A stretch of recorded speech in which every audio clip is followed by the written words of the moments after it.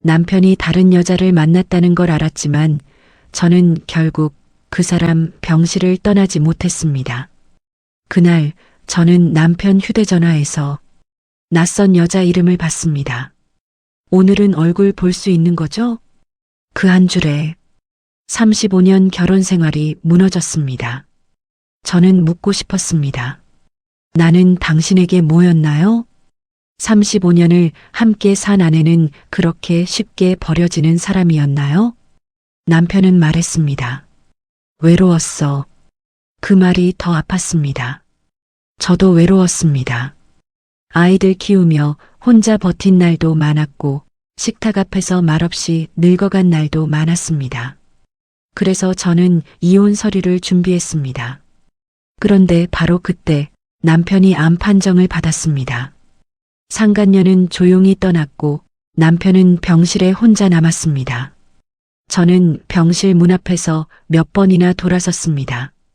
미웠습니다. 정말 미웠습니다. 하지만 어느 새벽 남편이 마른 목소리로 물었습니다. 당신 아직도 미운가? 저는 한참을 말하지 못했습니다. 그리고 대답했습니다. 미워요. 지금도 미워요. 그래도 저는 그 사람의 이불을 조용히 덮어주었습니다. 하지만 혼자 보내고 싶진 않았어요. 그것이 제가 할 수 있는 가장 아픈 용서였습니다. 이정숙은 새벽 5시가 되면 늘 먼저 눈을 떴습니다. 알람이 울리기 전이었습니다. 오래된 습관이 몸에 남아 있었지요. 정숙은 잠든 남편을 깨우지 않으려고 조심히 이불을 들추고 일어났습니다. 11월 초의 새벽 공기는 제법 차가웠습니다. 정숙은 회색 카디건을 걸친 뒤 부엌으로 들어갔습니다. 불을 켜자 작은 아파트 안이 희미하게 밝아졌습니다.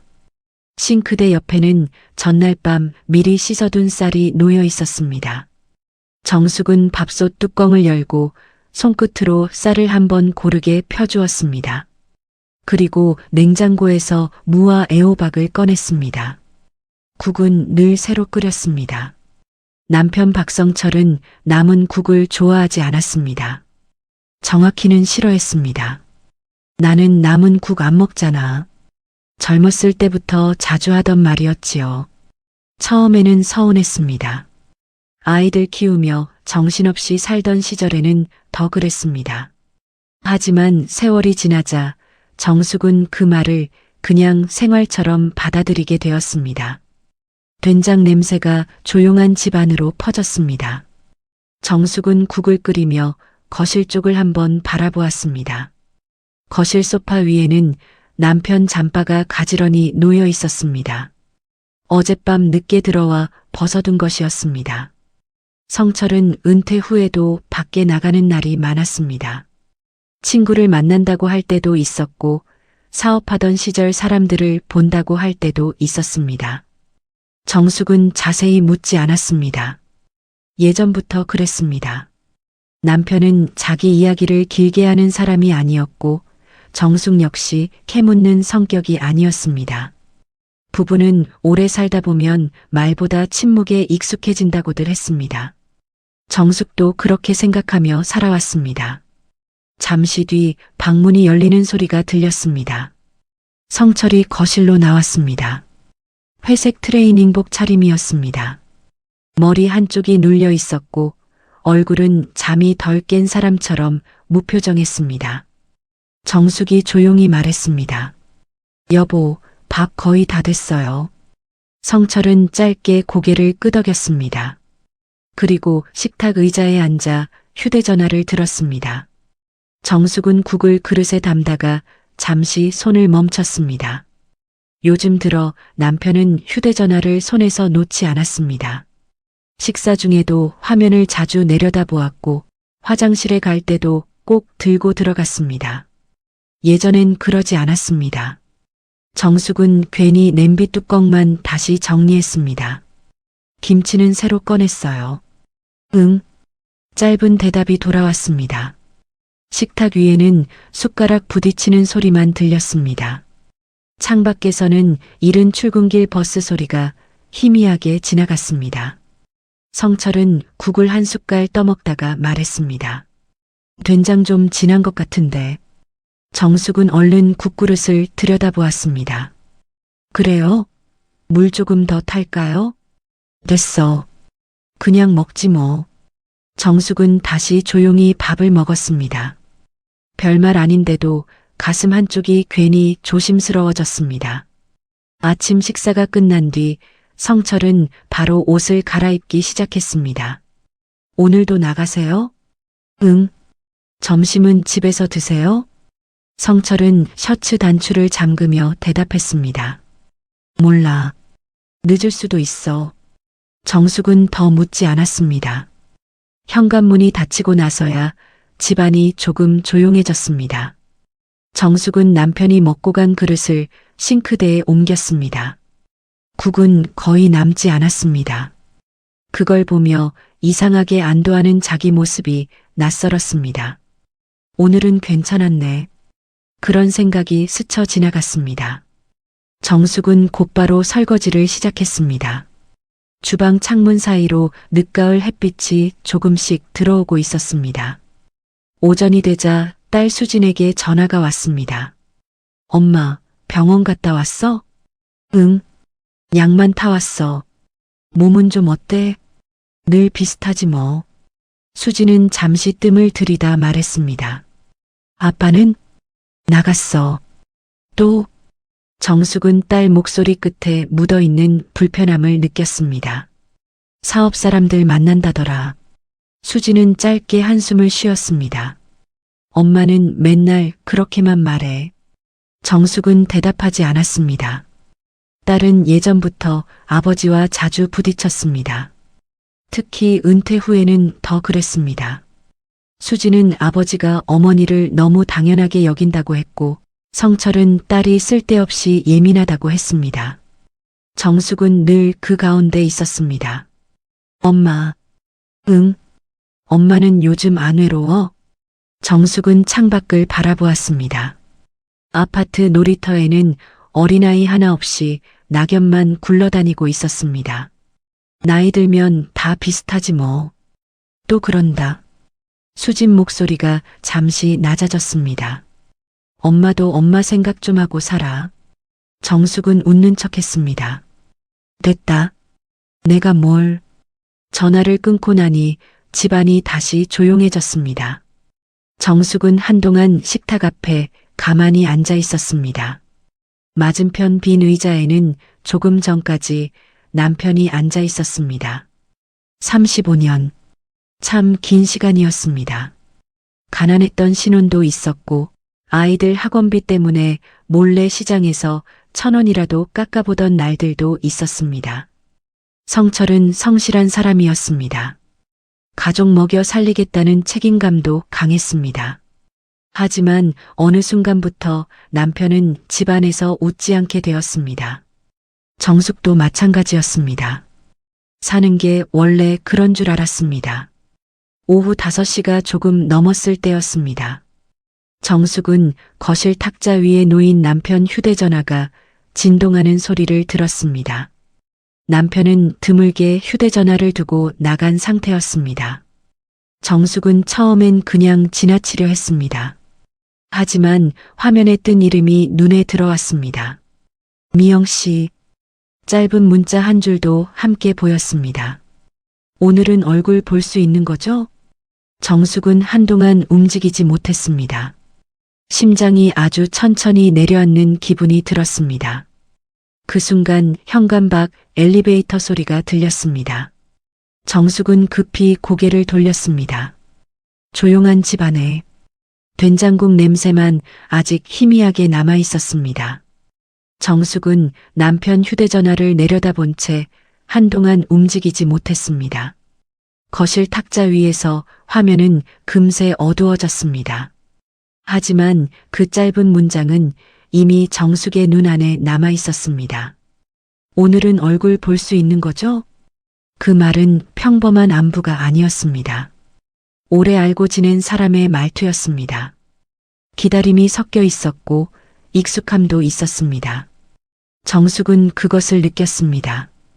현관 밖 엘리베이터 소리가 지나갔습니다. 문 앞에 멈추지는 않았습니다. 그제야 정숙은 숨을 내쉬었습니다. 손끝이 차가웠습니다. 그녀는 휴대전화를 다시 원래 자리에 놓았습니다. 마치 손대지 않은 것처럼 화면 방향도 그대로 맞췄습니다. 그리고 부엌으로 들어갔습니다. 싱크대에는 아침 설거지 후 말려둔 그릇들이 있었습니다. 된장국 냄새는 거의 사라졌지만 집안은 여전히 아침과 같은 모양이었습니다. 식탁, 소파, 거실장, 남편 잠바, 모든 것이 평소와 같았습니다. 그런데 정숙에게는 아무것도 예전처럼 보이지 않았습니다. 그 이름 때문이었습니다. 미영 씨. 정숙은 그 이름을 입 밖으로 내지 않았습니다. 소리내어 말하는 순간 그것이 사실이 될 것 같았기 때문입니다. 아직은 모르는 일이라고 생각하고 싶었습니다. 그저 오래된 지인일 수도 있었습니다. 사업하던 시절 아는 사람일 수도 있었습니다. 동창일 수도 있었습니다. 하지만 마음은 이미 알고 있었습니다. 남편이 휴대전화를 숨기던 이유, 밖에 나가는 시간이 많아진 이유, 식탁에서 눈을 마주치지 않던 이유, 작은 조각들이 뒤늦게 한자리에 맞춰지기 시작했습니다. 정숙은 점심을 먹지 못했습니다. 냉장고에서 반찬을 꺼냈다가 다시 넣었습니다. 밥솥을 열었다가 닫았습니다. 허기가 없지는 않았지만 입안이 마른 종이처럼 느껴졌습니다. 오후 늦게 성철이 돌아왔습니다.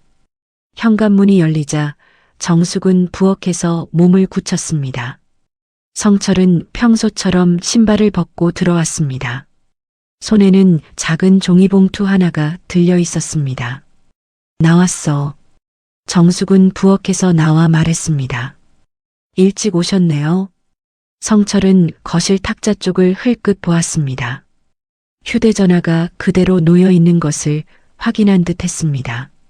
정숙은 그 눈길을 놓치지 않았습니다. 아, 휴대폰 두고 갔네. 성철이 아무렇지 않게 말했습니다. 그러셨더라고요. 정숙의 목소리는 평소보다 조금 낮았습니다. 성철은 휴대전화를 집어들었습니다. 화면을 켜고 잠깐 멈췄습니다. 그리고 정숙을 보았습니다. 뭐야? 무슨 일 있어? 정숙은 그 질문에 바로 답하지 않았습니다. 가슴 안쪽에서 무언가가 천천히 올라왔습니다. 하지만 그것을 크게 터뜨리지는 못했습니다. 35년 동안 큰 소리를 내는 법을 배우지 못한 사람이었습니다. 아까 문자 왔어요. 성철의 얼굴이 아주 조금 굳었습니다. 문자? 미영 씨라고. 잠깐의 침묵이 흘렀습니다. 거실 시계 초침 소리가 들렸습니다. 밖에서는 아이들 웃음소리가 아주 멀리서 들려왔습니다. 성철은 휴대전화를 손에 쥔 채 말했습니다. 그냥 아는 사람이야. 정숙은 남편을 가만히 바라보았습니다. 아는 사람이 오늘은 얼굴 볼 수 있냐고 물어요? 성철은 눈을 피했습니다. 당신이 오해하는 거야. 그 말이 정숙의 마음을 더 차갑게 만들었습니다. 오해. 그 말은 너무 쉽게 나왔습니다. 정숙이 본 것을, 느낀 것을, 지난 몇 달의 변화를 한순간에 지워버리는 말처럼 들렸습니다. 제가 뭘 오해했는데요? 성철은 대답하지 않았습니다. 대신 휴대전화를 주머니에 넣었습니다. 그 행동이 정숙에게는 답처럼 보였습니다. 여보. 정숙이 조용히 불렀습니다. 성철은 한숨을 쉬었습니다. 피곤해. 나중에 얘기하자. 지금 얘기해요. 정숙의 목소리는 크지 않았습니다. 하지만 이전과 달랐습니다. 물러서지 않으려는 기운이 있었습니다. 성철은 거실 소파에 앉았습니다. 정숙은 식탁 옆에 서 있었습니다. 두 사람 사이에는 몇 걸음밖에 없었지만 이상하게 멀었습니다. 누구예요? 말했잖아. 아는 사람이라고. 언제부터요? 그런 식으로 캐묻지 마. 정숙은 잠시 눈을 감았다 떴습니다. 제가 캐묻는 건가요? 성철은 입을 다물었습니다. 정숙은 그제야 깨달았습니다. 진짜 두려운 것은 남편의 대답이 아니었습니다. 그 대답을 듣고도 자신이 어떻게 해야 할지 모른다는 사실이었습니다. 35년이었습니다. 젊은 시절의 가난도 함께 지났습니다. 아이들 병치레도 함께 지났습니다. 집을 옮기고 빚을 갚고 자식들을 결혼시키는 모든 시간을 함께 지나왔습니다. 그 긴 세월이 지금 문자 한 줄 앞에서 흔들리고 있었습니다. 저녁이 되었지만 정숙은 밥을 차리지 않았습니다. 부엌에 들어갔다가도 다시 나왔습니다. 성철도 먼저 밥을 달라고 말하지 않았습니다. 집안에는 어색한 침묵만 놓였습니다. 밤이 깊어질 무렵 딸 수진에게 전화가 왔습니다. 정숙은 받을까 말까 망설였습니다. 하지만 결국 전화를 받았습니다. 엄마, 뭐해? 그냥 있어. 수진은 곧바로 알아차렸습니다. 엄마 목소리 왜 그래? 정숙은 거실 쪽을 보았습니다. 성철은 방으로 들어가 문을 닫은 상태였습니다. 수진아. 응. 정숙은 한참 말이 없었습니다. 딸에게 이런 이야기를 꺼내는 것이 부끄러웠습니다. 부부 사이의 일을 자식에게 말한다는 것이 마치 집안의 오래된 벽을 무너뜨리는 일처럼 느껴졌습니다. 아버지한테 다른 여자가 있는 것 같아. 전화기 넘어가 조용해졌습니다. 수지는 한참 뒤에야 말했습니다. 엄마, 확실해? 문자를 봤어. 뭐라고 왔는데? 정숙은 그 문장을 다시 떠올렸습니다. 오늘은 얼굴 볼 수 있냐고. 수지는 숨을 들이마셨습니다. 엄마, 나도 아직 잘 모르겠어. 그 말은 사실이 아니었습니다.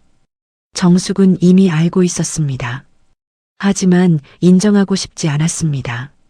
수진의 목소리가 떨렸습니다. 내일 내가 갈게. 오지 마. 아직. 엄마 혼자 두기 싫어. 정숙은 아무 말도 하지 못했습니다. 그 말이 고마우면서도 이상하게 서러웠습니다. 다음 날 수진이 집으로 왔습니다. 성철은 불편한 얼굴로 딸을 맞았습니다. 갑자기 왜 왔어? 수진은 아버지를 똑바로 보았습니다.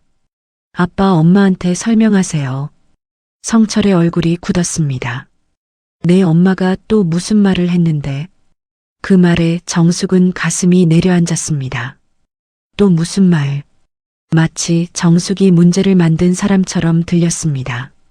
수지는 목소리를 낮췄습니다. 아빠 핸드폰 문자요. 성철은 잠시 입을 다물었습니다. 그리고 거실 창가 쪽으로 시선을 돌렸습니다. 별일 아니야. 수진이 물었습니다. 별일 아니면 왜 숨겼어요? 숨긴 적 없어. 엄마가 바보예요? 성철은 딸을 노려보았습니다. 말 조심해. 수지는 물러서지 않았습니다. 말 조심은 아빠가 해야죠. 엄마가 35년을 어떻게 살았는데요.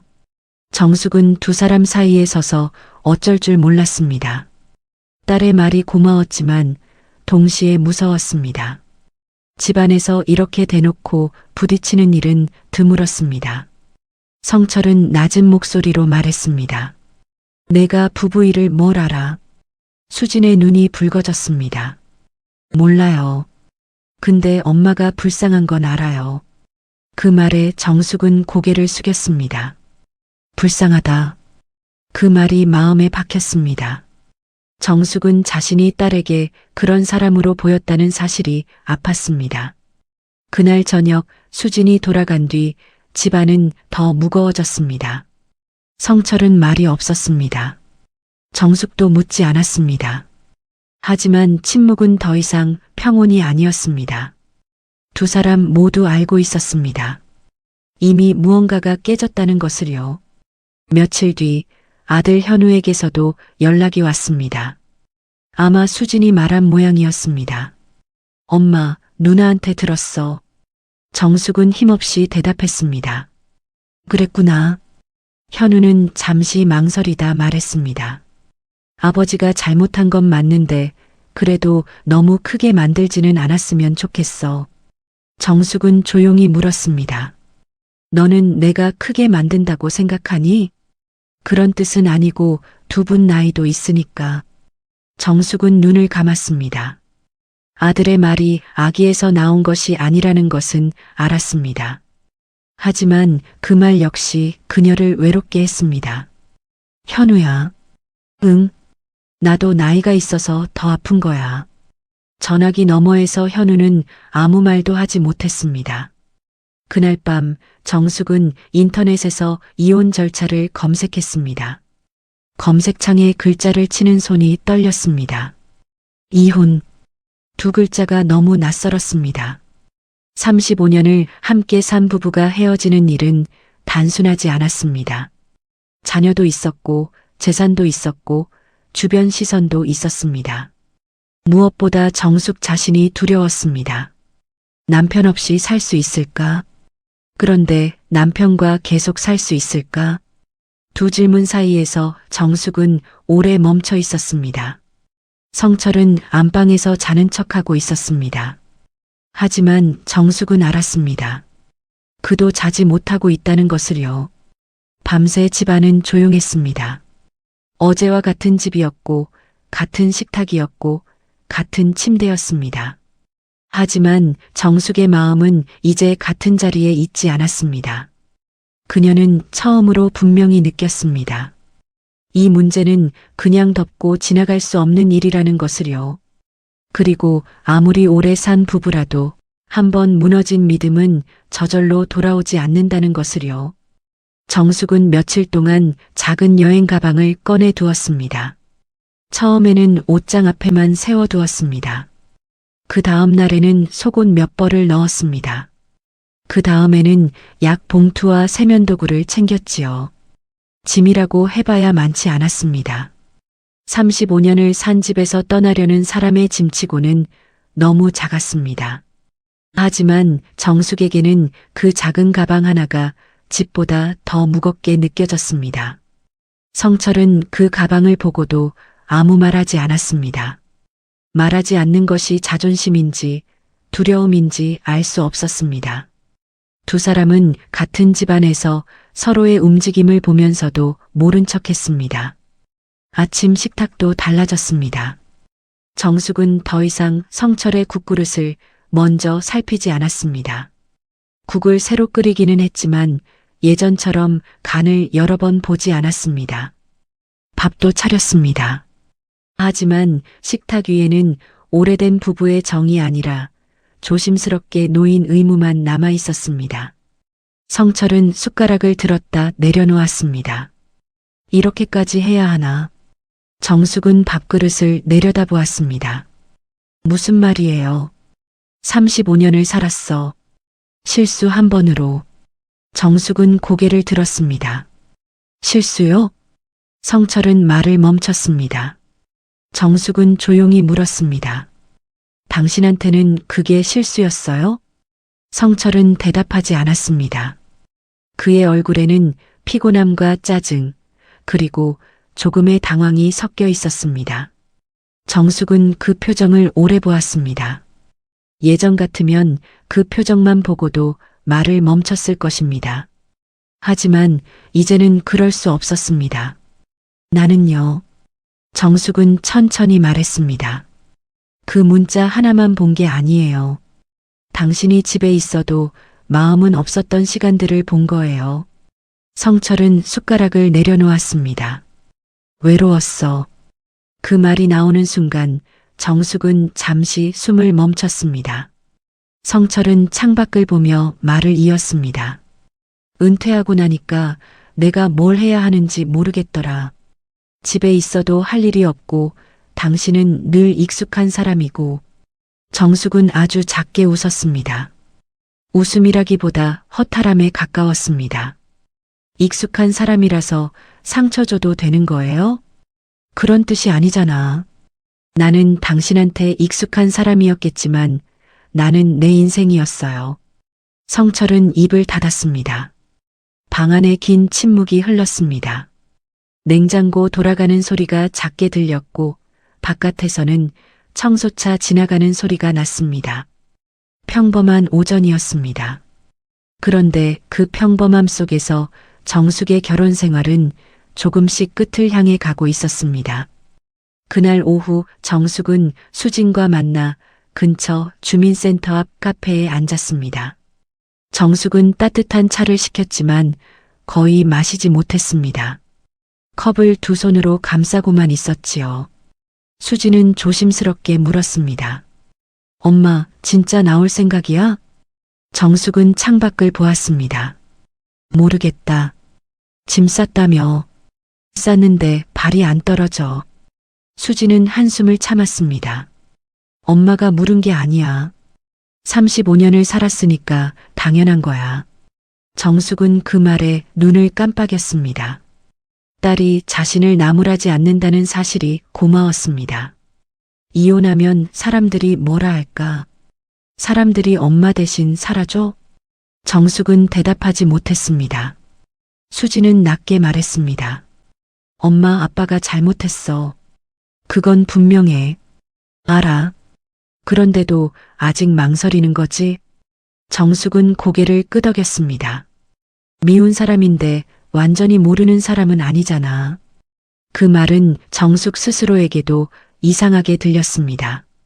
배신당한 사람의 말이라기에는 너무 무겁고 너무 오래된 말이었습니다. 며칠 뒤 정숙은 결국 법률 상담 예약을 했습니다. 황혼이혼이라는 단어를 처음 소리내어 말했습니다.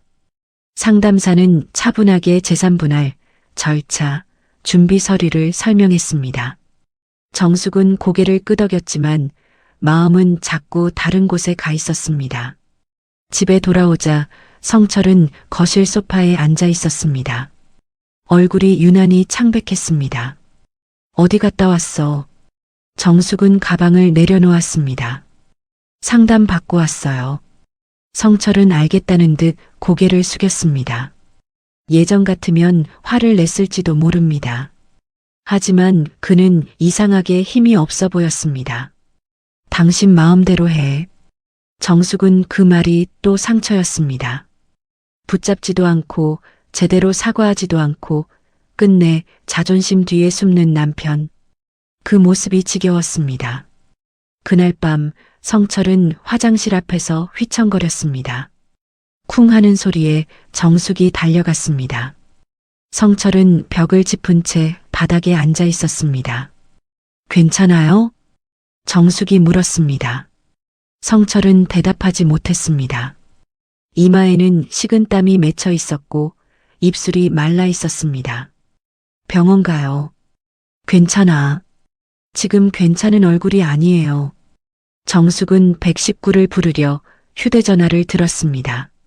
성철은 힘없이 그녀의 손목을 잡았습니다. 부르지 마. 이러다 큰일 나요. 그는 더 붙잡을 힘도 없는 듯 손을 놓았습니다. 응급실은 붐볐습니다. 밤이 깊었는데도 사람들은 많았습니다. 침대 사이로 의료진이 바쁘게 움직였고 보호자들은 벽 쪽 의자에 지친 얼굴로 앉아 있었습니다. 정숙은 성철의 겉옷을 무릎 위에 올려놓고 기다렸습니다. 성철은 검사실로 들어갔고 정숙은 혼자 남았습니다. 몇 시간 전만 해도 이혼 서류를 생각하던 사람이었습니다.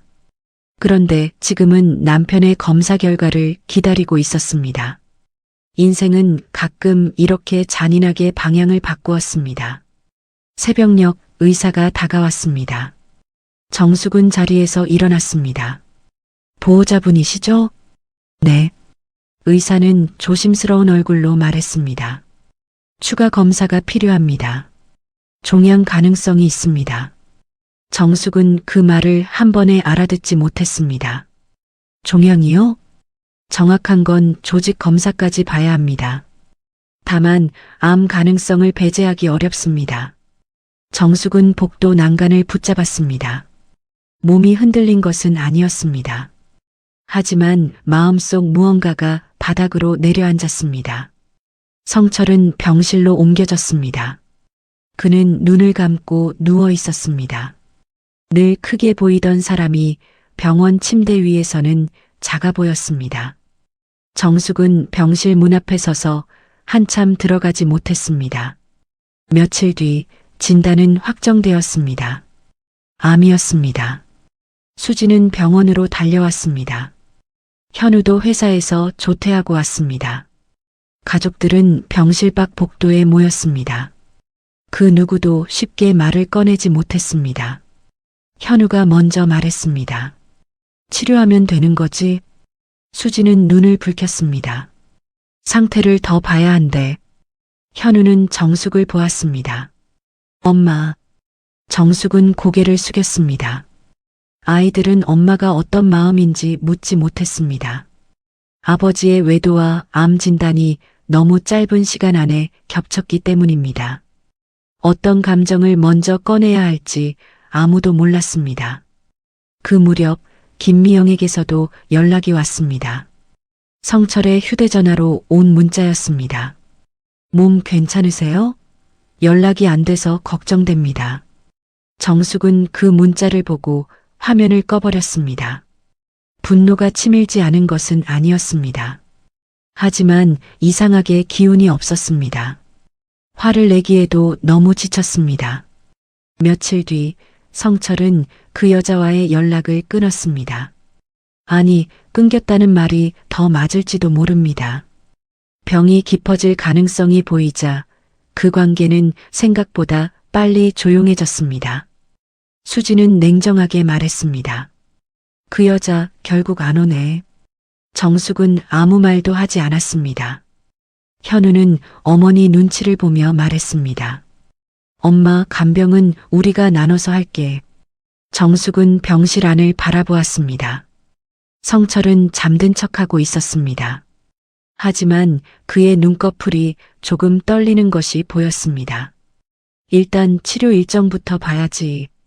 수진이 작게 말했습니다. 엄마가 또 다 떠안으려고 하지 마. 정숙은 대답하지 않았습니다. 그날 밤 정숙은 병원 복도 의자에 혼자 앉았습니다. 자동문이 열리고 닫히는 소리가 반복되었습니다. 간호사 발소리, 바퀴 달린 침대 소리, 멀리서 들리는 기침 소리가 이어졌습니다. 정숙은 자기 손을 내려다보았습니다. 이혼 상담 서류를 붙들던 손이었습니다. 그리고 지금은 남편의 입원 팔찌와 진료 안내문을 들고 있었습니다. 이 사람을 떠나야 할까? 아픈 사람을 두고 돌아설 수 있을까? 그렇다고 모든 일이 없던 것처럼 다시 살 수 있을까? 어느 쪽도 답이 아니었습니다. 며칠 후 정숙 역시 병원 검사를 받았습니다. 원래 미루고 있던 검사였습니다. 수진이 억지로 예약을 잡았습니다. 엄마도 요즘 너무 말랐어. 이번엔 꼭 받아. 정숙은 피곤한 얼굴로 고개를 끄덕였습니다. 검사는 예상보다 길었습니다. 그리고 결과는 정숙을 또 한 번 멈추게 했습니다. 초기 암 소견, 추가 치료와 관리가 필요하다는 설명. 정숙은 진료실 의자에 앉아 의사의 말을 들었습니다. 단어들이 공중에 떠 있는 것 같았습니다. 자신의 몸에도 병이 생겼다는 사실보다 이 상황이 믿기지 않았습니다. 남편의 외도, 황혼이혼, 남편의 암, 그리고 자신의 병, 모든 것이 한꺼번에 몰려왔습니다. 그날 밤 정숙은 성철의 병실 문 앞에 섰습니다. 불은 어둡게 줄어 있었고 성철은 침대에 누워 천장을 보고 있었습니다. 정숙은 문을 열지 못했습니다. 안으로 들어가면 또 보호자가 되어야 할 것 같았습니다. 돌아서면 너무 모진 사람이 될 것 같았습니다. 그녀는 문 앞에 선 채 오래 숨을 골랐습니다. 성철이 안에서 낮게 말했습니다. 누구야? 정숙은 대답하지 않았습니다. 당신이야? 그 목소리는 예전처럼 단단하지 않았습니다. 약하고 불안하고 낯설었습니다. 정숙은 손잡이를 잡았습니다.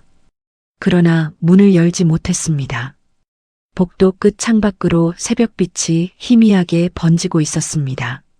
정숙은 그 자리에서 조용히 생각했습니다. 이 위기를 어떻게 넘겨야 할까? 그 질문은 너무 컸습니다. 그리고 아직 아무 대답도 없었습니다. 정숙은 병실 문 앞에 오래 서 있었습니다. 문 안에서는 성철의 얕은 숨소리가 들리는 것 같았습니다.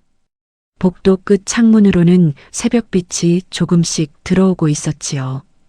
병원 복도는 밤과 아침 사이에 어중간한 색을 띠고 있었습니다. 정숙은 손잡이를 잡았다가 놓았습니다.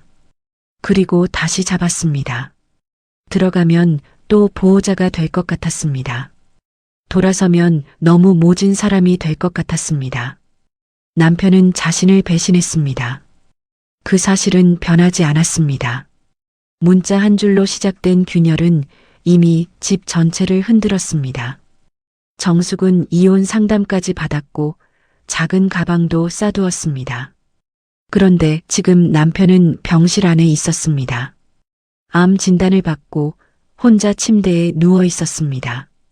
그리고 정숙 자신도 초기 암 진단을 받았습니다. 몸도 마음도 버틸 곳이 없었습니다.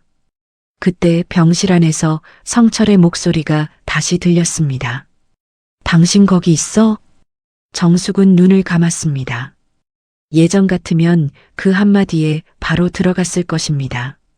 물 한 잔을 주고 이불을 고쳐주고 필요한 것을 물었을 것입니다.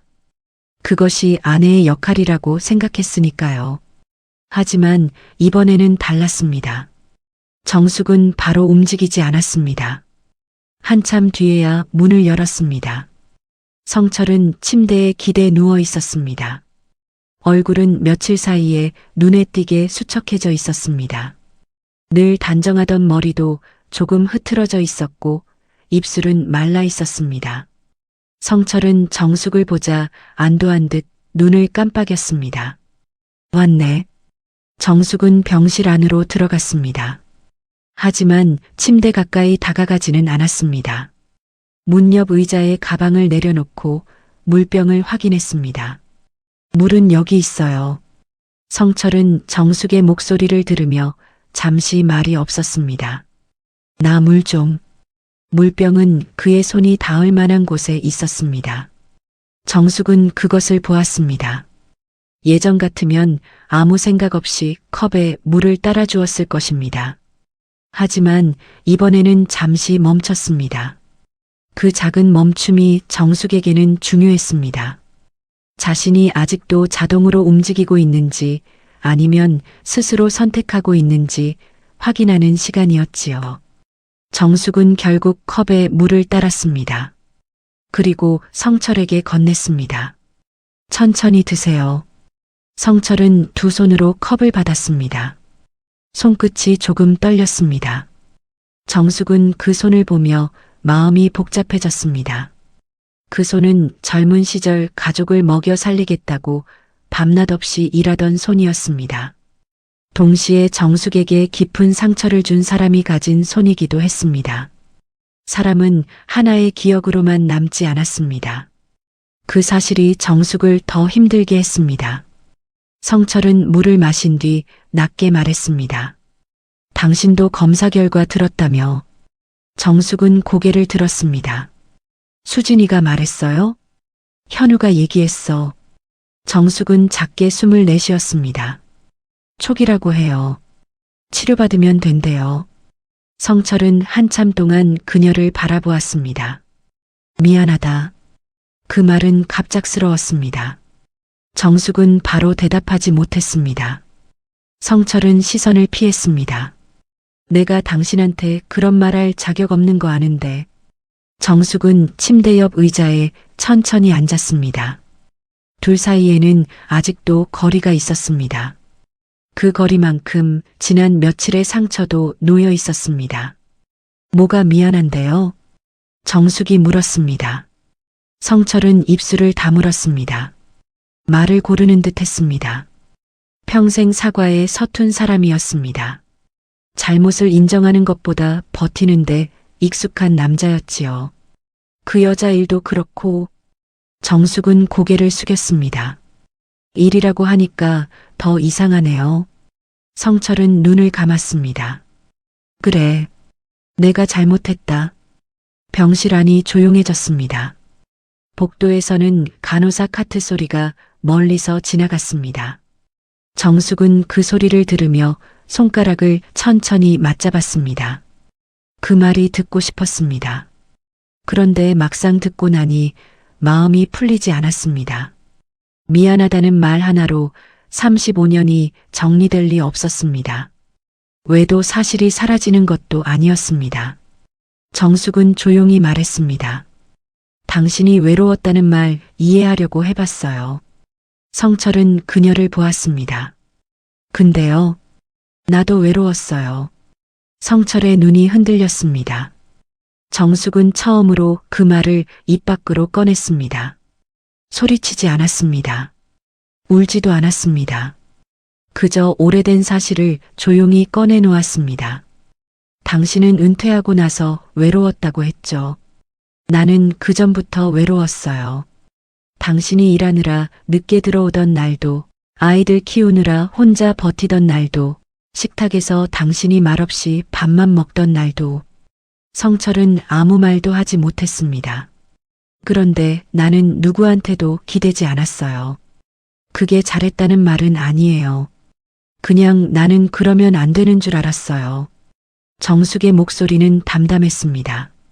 하지만 그 담담함이 오히려 더 아팠습니다. 성철은 힘겹게 손을 들어 이마를 짚었습니다. 나는 몰랐다. 정숙은 작게 고개를 끄덕였습니다. 그래요. 당신은 몰랐겠죠. 그 말에는 비난보다 체념이 더 많았습니다. 며칠 동안 정숙은 병실을 오가며 최소한의 일만 했습니다.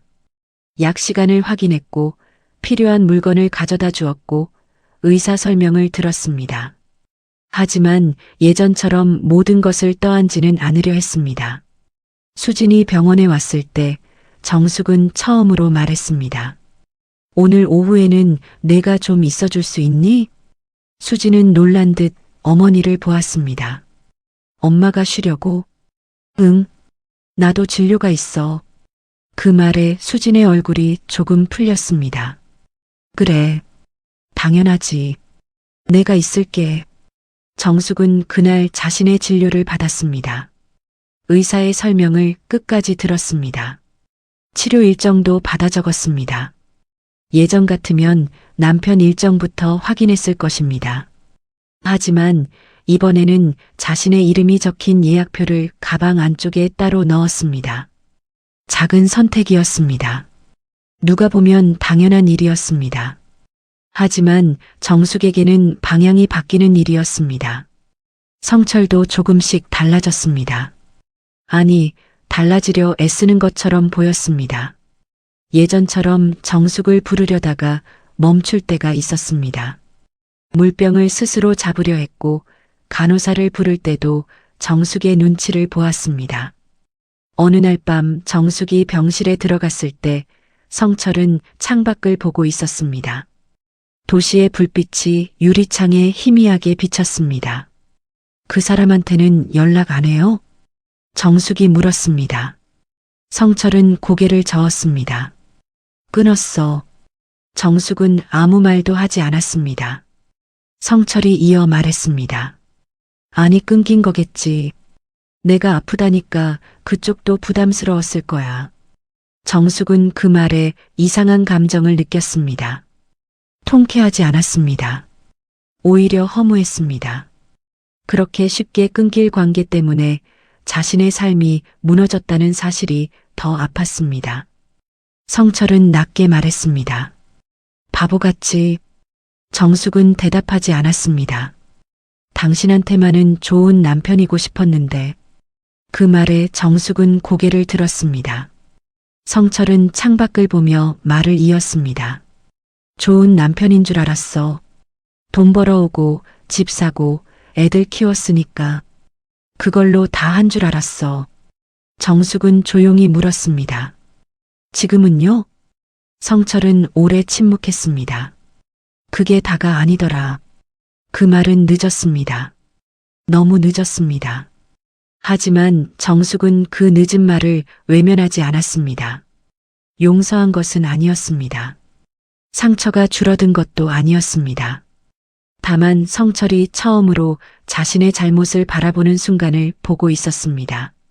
그날 병실을 나서며 정숙은 수진에게 전화를 걸었습니다. 수진아.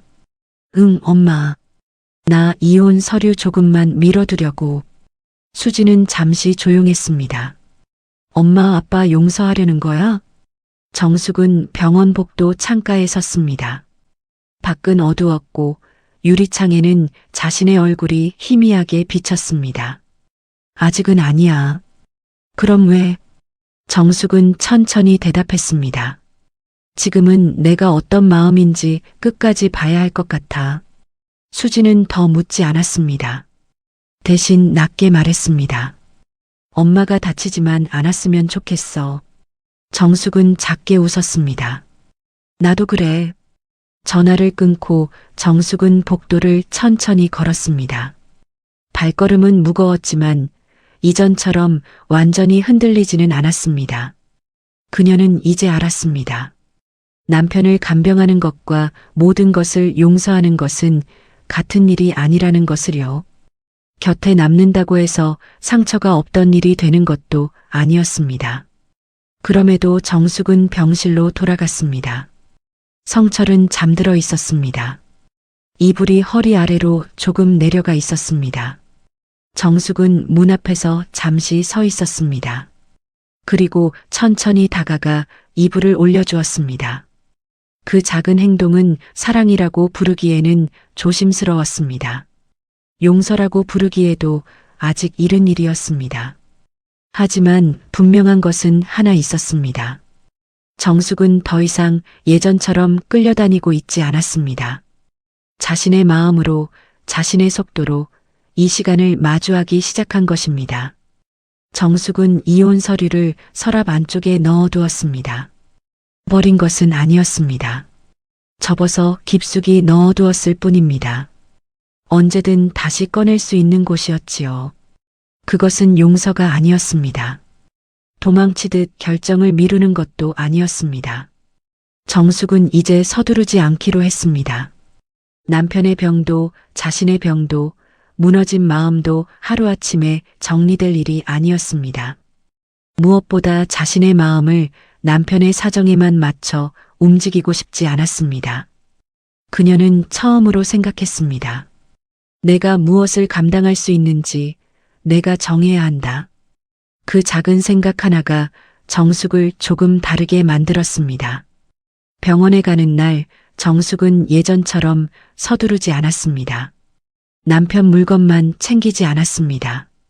자신의 약도 챙겼고 자신의 진료 예약표도 가방 앞주머니에 넣었습니다. 물병도 2개를 준비했습니다. 하나는 성철의 것, 하나는 자신의 것이었습니다. 아주 작은 변화였습니다. 하지만 정숙에게는 큰 변화였습니다. 병실에 들어가자 성철은 창가 쪽을 보고 있었습니다. 머리카락은 더 성그러졌고 손등은 말라 있었습니다. 그는 정숙이 들어오는 소리에 고개를 돌렸습니다. 왔어? 네. 정숙은 가방을 내려놓고 병실을 살폈습니다. 물병은 비어 있었고 약봉투는 침대 옆에 놓여 있었습니다. 예전 같으면 곧장 잔소리처럼 챙겼을 것입니다. 하지만 이제는 먼저 물었습니다. 약은 드셨어요? 성철은 천천히 고개를 끄덕였습니다. 간호사 도움 받아서 먹었어. 정숙은 잠시 그를 보았습니다. 잘하셨어요. 성철은 그 말에 눈을 내리깔았습니다. 칭찬을 들은 어린아이처럼 어색한 표정이었습니다. 당신이 없으면 아무것도 못하는 줄 알았는데 그래도 하게 되네. 정숙은 의자를 끌어다 앉았습니다. 해야죠. 저도 제 치료 받아야 하니까요. 성철은 고개를 들었습니다. 그 말이 낯선 듯 했습니다. 정숙이 자신의 몸을 먼저 말하는 일이 드물었기 때문입니다. 오늘 진료 있어? 네. 오후 2시요. 그럼 나 때문에 미루지 마. 그 말도 예전의 성철에게서는 듣기 어려운 말이었습니다. 정숙은 바로 대답하지 않았습니다. 그저 조용히 고개를 끄덕였습니다. 그럴게요. 그날부터 병실의 공기는 조금씩 바뀌었습니다. 부부가 갑자기 다정해진 것은 아니었습니다. 정숙의 마음속 미움도 그대로 있었습니다. 성철이 저지른 일 역시 사라지지 않았습니다. 하지만 서로의 말을 끊지 않으려는 노력은 생겼습니다. 성철은 정숙에게 무언가를 부탁하기 전 잠시 망설였습니다. 정숙은 필요한 일을 해주되 모든 것을 혼자 떠안지 않았습니다. 수진도 병실에 자주 왔습니다. 처음에는 아버지를 똑바로 보지 못했습니다. 성철도 딸 앞에서 고개를 들지 못했습니다. 어느 날 수진이 약 봉투를 정리하고 있을 때 성철이 낮게 말했습니다. 수진아. 수진은 손을 멈췄습니다. 네. 성철은 오래 숨을 골랐습니다. 미안하다. 수진은 아무 말도 하지 않았습니다. 내 엄마한테도 너희한테도 못할 짓 했다. 수진의 눈가가 붉어졌습니다. 하지만 그녀는 울지 않았습니다. 아빠가 미안하다고 해서 다 괜찮아지는 건 아니에요.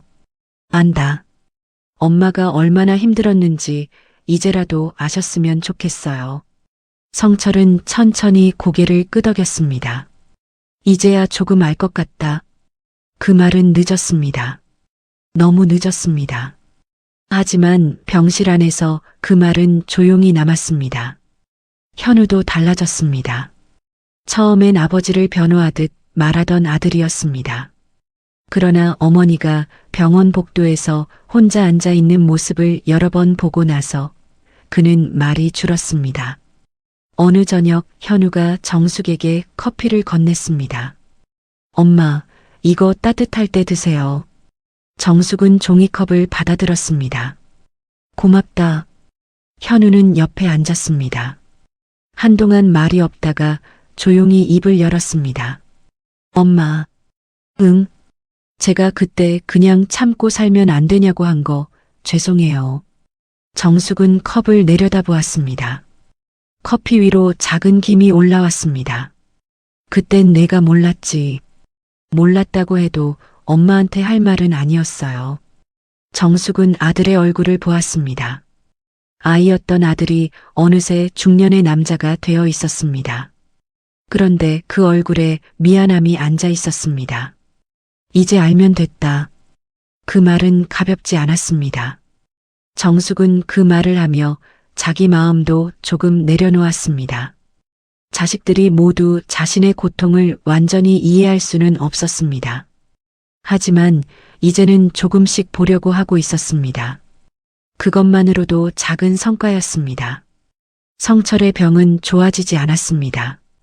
치료는 이어졌지만 몸은 점점 약해졌습니다.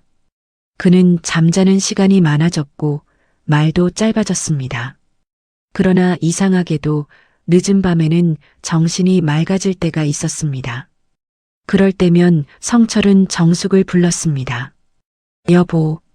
정숙은 책을 보다가 고개를 들었습니다. 왜요? 나 당신한테 하나 물어봐도 돼? 정숙은 책을 덮었습니다. 말해요. 성철은 천장을 보았습니다. 그때 내가 왜 그랬는지 나도 잘 모르겠어. 정숙은 대답하지 않았습니다. 외로웠다는 말로 다 설명할 수 없다는 것도 알아. 그건 변명이지. 정숙은 조용히 들었습니다. 이제야 남편은 자신의 행동을 변명 아닌 잘못으로 말하고 있었습니다. 그 사람이 나를 특별하게 봐주는 것 같았어. 은퇴하고 나니까 내가 쓸모없는 사람처럼 느껴졌거든. 성철은 쓴웃음을 지었습니다. 참 못났지. 정숙은 오래 침묵하다 말했습니다.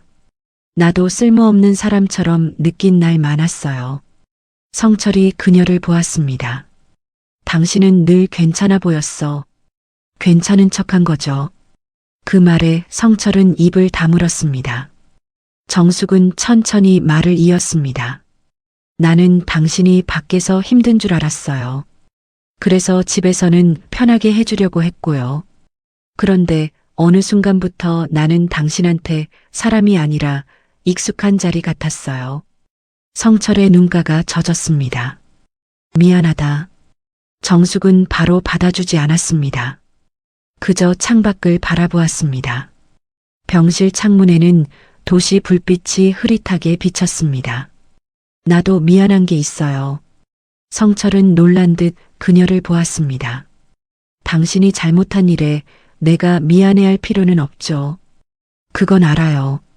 정숙은 잠시 숨을 골랐습니다. 그런데 35년 동안 나도 내 마음을 한 번도 제대로 말하지 않았어요. 참는 게 좋은 아내인 줄 알았어요. 그러다 보니 나도 나를 잃어버렸어요. 성철은 눈을 감았습니다. 당신을 그렇게 만들었구나. 정숙은 작게 고개를 저었습니다. 당신 탓만은 아니에요. 시대도 그랬고, 나도 몰랐고, 우리 둘 다 서툴렀어요. 그 말은 성철을 용서한다는 말은 아니었습니다. 하지만 관계를 조금 더 넓은 눈으로 바라보기 시작했다는 뜻이었습니다. 며칠 뒤 성철의 상태가 급격히 나빠졌습니다. 의사는 가족들에게 마음의 준비를 하는 것이 좋겠다고 말했습니다. 수지는 병실 밖에서 울었습니다. 현우는 말없이 벽을 바라보았습니다. 정숙은 병실 안으로 들어갔습니다. 성철은 눈을 반쯤 뜨고 있었습니다. 그는 정숙을 알아보는 듯 손가락을 조금 움직였습니다. 정숙은 침대 옆에 앉았습니다. 나왔어요. 성철은 힘겹게 입을 열었습니다. 당신, 네, 아직도 미운가? 정숙은 한참 동안 대답하지 않았습니다. 병실 안에는 산소기 소리만 작게 들렸습니다. 그 질문은 너무 늦게 왔고 너무 무거웠습니다. 정숙은 성철의 마른 손을 바라보았습니다. 그 손으로 아이들 등록금을 벌었고 집을 마련했고 가족을 지켰습니다. 그리고 그 손의 주인은 정숙에게 깊은 상처를 남겼습니다. 두 가지가 모두 사실이었습니다. 정숙은 천천히 대답했습니다. 미워요. 성철의 눈가가 떨렸습니다. 정숙은 말을 이어갔습니다. 지금도 미워요. 당신이 한 일을 없던 일로 할 수는 없어요. 성철은 눈을 감았습니다. 그래. 정숙은 그의 이불을 조용히 올려주었습니다. 어깨가 드러나 있었습니다. 그녀는 이불 끝을 정리하며 낮게 말했습니다. 그래도 혼자 보내고 싶진 않았어요. 성철의 눈에서 눈물이 흘렀습니다. 그는 무언가 말하려 했지만 목소리가 나오지 않았습니다. 정숙은 그의 손을 잡았습니다. 예전처럼 의무로 잡은 손은 아니었습니다. 완전한 사랑으로 잡은 손도 아니었습니다. 다만 35년을 함께 지나온 한 사람을 향한 마지막 연민이었습니다. 고마웠던 것도 있어요. 정숙이 말했습니다. 아이들 키운 거, 집 지킨 거, 그건 고마워요. 성철은 아주 작게 고개를 움직였습니다. 정숙은 눈물을 참으며 덧붙였습니다. 그리고 미안했던 것도 있어요. 나도 내 마음을 너무 늦게 말했어요. 그 말에 성철의 손끝이 조금 움직였습니다. 대답처럼 느껴졌습니다. 그날 밤 정숙은 병실을 떠나지 않았습니다. 수진과 현우도 번갈아 곁에 있었습니다. 가족은 많은 말을 하지 않았습니다. 서로의 어깨를 가끔 만졌고 물을 건넸고 조용히 기다렸습니다. 화해라는 말은 너무 컸습니다. 용서라는 말도 아직은 조심스러웠습니다. 하지만 병실 안에는 분명 달라진 것이 있었습니다. 각자의 상처만 보던 사람들이 처음으로 서로의 외로움을 조금씩 바라보기 시작한 것입니다. 새벽이 가까워질 무렵 성철은 정숙의 손을 잡은 채 아주 작게 숨을 내쉬었습니다. 정숙은 그 손을 놓지 않았습니다. 끝까지 미움이 사라진 것은 아니었습니다. 하지만 마지막 순간 그녀는 그 미움보다 조금 더 큰 마음을 선택했습니다. 그것은 완벽한 용서가 아니었습니다. 현실적인 용서였습니다. 아픈 세월을 지우지 않으면서도 혼자 떠나보내지는 않겠다는 조용한 선택이었습니다. 성철이 떠난 뒤 집은 오래도록 조용했습니다. 처음 며칠 동안 정숙은 그 조용함을 견디기 어려웠습니다. 평생 남편의 기침 소리, TV 소리, 현관문 여닫는 소리에 맞춰 살았기 때문입니다. 아침이면 밥을 해야 할 것 같았고 저녁이면 국을 새로 끓여야 할 것 같았습니다. 그런데 아무도 묻지 않았습니다. 밥은 됐어? 국은 새로 했어? 어디 갔다 왔어? 그 말들이 사라진 집은 낯설었습니다. 편안하기보다 먼저 허전했습니다. 그리고 그 허전함 뒤에는 죄책감도 따라왔습니다. 정숙은 가끔 식탁 맞은편 빈자리를 바라보았습니다. 성철이 앉던 자리였습니다. 식탁 모서리에는 그가 늘 놓던 휴대전화 자국처럼 희미한 습관이 남아 있었습니다. 그 자리를 볼 때마다 정숙의 마음은 한쪽으로 기울었습니다. 미웠습니다. 많이 미웠습니다. 하지만 이상하게도 믿기만 하지는 않았습니다. 아이들 학원비를 벌겠다며 밤늦게 들어오던 젊은 성철도 떠올랐습니다. 비 오는 날 우산 없이 뛰어와 아이들 운동화를 사들고 오던 모습도 떠올랐습니다. 무뚝뚝한 얼굴로 말없이 가족을 지키던 시간들도 있었습니다. 그 모든 기억이 배신 하나로 사라지지는 않았습니다. 그렇다고 배신이 가벼워지는 것도 아니었습니다. 정숙은 이제 그것을 억지로 한쪽으로만 정리하지 않기로 했습니다. 성철은 좋은 남편이기도 했고 나쁜 남편이기도 했습니다. 가족을 지킨 사람이기도 했고 아내를 아프게 한 사람이기도 했습니다. 두 가지가 모두 사실이었습니다. 장례식이 끝나고 보름쯤 지난 날 수진이 집에 왔습니다. 정숙은 작은 냄비에 국을 데우고 있었습니다. 새로 끓인 국이 아니었습니다. 전날 끓여두었던 국이었지요. 수진은 부엌에 들어와 그 모습을 보다가 조용히 웃었습니다. 엄마, 이제 남은 국도 드시네. 정숙은 냄비 뚜껑을 덮으며 말했습니다. 맛이 더 깊어졌더라. 수진은 대답하지 못했습니다. 그 말이 농담처럼 들렸지만 그 안에 긴 세월이 들어있다는 걸 알았기 때문입니다. 정숙은 식탁에 앉아 딸과 함께 밥을 먹었습니다. 밥상은 단출했습니다. 국 하나, 김치 하나, 조림 반찬 하나. 예전 같으면 성철 눈치를 보며 반찬 수를 세웠을 것입니다. 하지만 이제는 그럴 필요가 없었습니다. 수진이 조심스럽게 말했습니다. 엄마, 다음 주 병원 예약 잊지 마. 안 잊었어. 진짜지? 정숙은 딸을 바라보며 작게 웃었습니다. 이젠 내 병원도 내가 챙겨야지. 그 말을 하고 나서 정숙은 스스로도 조금 놀랐습니다. 전에는 늘 남편의 진료가 먼저였습니다. 남편 약, 남편 검사, 남편 식사, 자기 몸은 늘 뒤로 밀렸습니다. 하지만 이제는 달라져야 했습니다. 성철의 마지막 병실에서 정숙은 이미 마음속으로 작은 약속을 했습니다. 남은 생은 누군가의 그림자로만 살지 않겠다고요. 수지는 그 말을 듣고 눈가가 붉어졌습니다. 엄마가 그렇게 말하니까 좋다. 정숙은 밥을 천천히 삼켰습니다. 나도 연습 중이야. 며칠 뒤 정숙은 병원에 혼자 갔습니다. 처음에는 수진이 같이 가겠다고 했지만 정숙이 괜찮다고 했습니다. 진료실 앞 의자에 앉아 차례를 기다리는데 마음이 이상하게 차분했습니다. 의사는 치료 경과를 설명했습니다. 급격한 변화는 아니었지만 상태는 조금씩 안정되고 있다고 했습니다. 무리하지 말고 식사와 수면을 챙기라고 했습니다. 정숙은 고개를 끄덕였습니다. 선생님, 제가 이제 저를 좀 챙기려고요. 의사는 부드럽게 웃었습니다. 그게 제일 중요합니다. 짧은 말이었습니다. 하지만 정숙에게는 오래 남았습니다. 자신을 챙기는 일이 이기적인 일이 아니라는 것을 이제야 조금 알 것 같았습니다. 그 후 정숙은 수진의 권유로 프리미엄 요양원을 둘러보았습니다. 처음엔 마음이 편하지 않았습니다.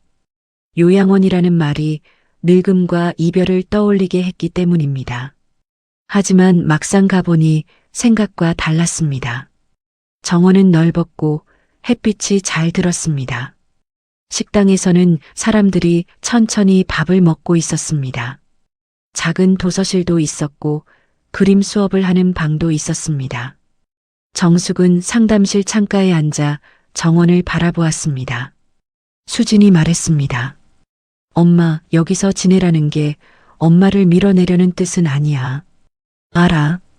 엄마가 돌봄 받으면서 살았으면 좋겠어. 이제는 정숙은 딸의 손을 바라보았습니다. 어릴 때 잡아주던 작은 손이 이제는 자신을 붙들고 있었습니다. 수진아, 응, 고맙다. 나를 이렇게까지 생각해줘서. 수진은 고개를 숙였습니다.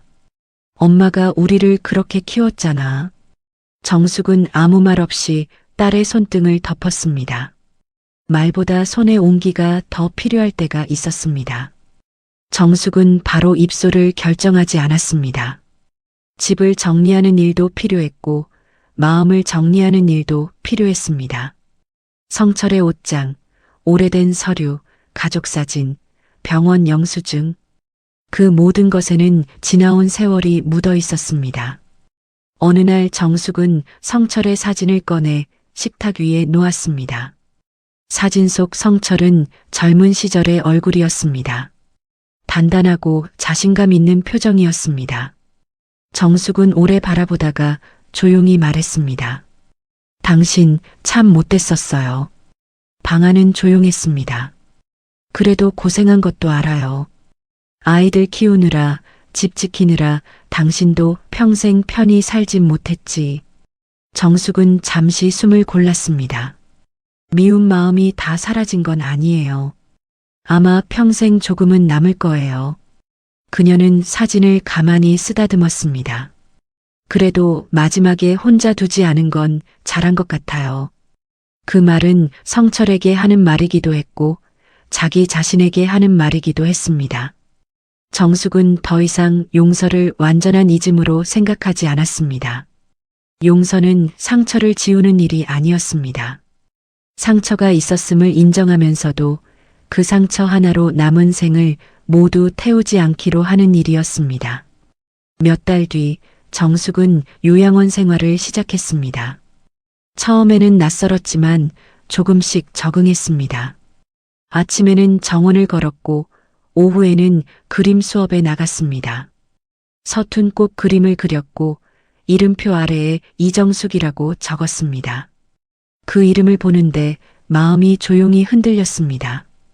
누군가의 아내, 누군가의 엄마, 그 이름들 뒤에 숨어있던 자신의 이름이 다시 보였습니다. 어느 오후 현우가 찾아왔습니다. 그는 어머니가 그린 그림 앞에서 한참 서 있었습니다. 엄마가 그린 거예요? 응. 좀 삐뚤지? 현우는 고개를 저었습니다. 좋아요. 그리고 잠시 뒤 낮은 목소리로 말했습니다. 엄마, 그때 제가 엄마 마음을 몰랐어요. 죄송해요. 정숙은 아들을 바라보았습니다. 예전 같으면 괜찮다고만 했을 것입니다. 하지만 이번에는 조금 천천히 대답했습니다. 내가 몰랐던 것도 사실이고 내가 아팠던 것도 사실이야. 현우는 고개를 숙였습니다. 이제라도 알게 돼서 다행이다. 정숙은 아들의 손을 가볍게 잡았습니다. 그래. 이제부터 잘하면 된다. 해가 기울 무렵 정숙은 요양원 정원 벤치에 앉았습니다. 손에는 따뜻한 차가 있었습니다. 바람은 차갑지 않았고 햇빛은 부드러웠습니다. 그녀의 삶이 완벽하게 좋아진 것은 아니었습니다. 병은 계속 관리해야 했습니다. 외로운 날도 있었습니다. 성철이 생각나는 날도 있었습니다. 미움이 되살아나는 날도, 그리움이 찾아오는 날도 있었습니다.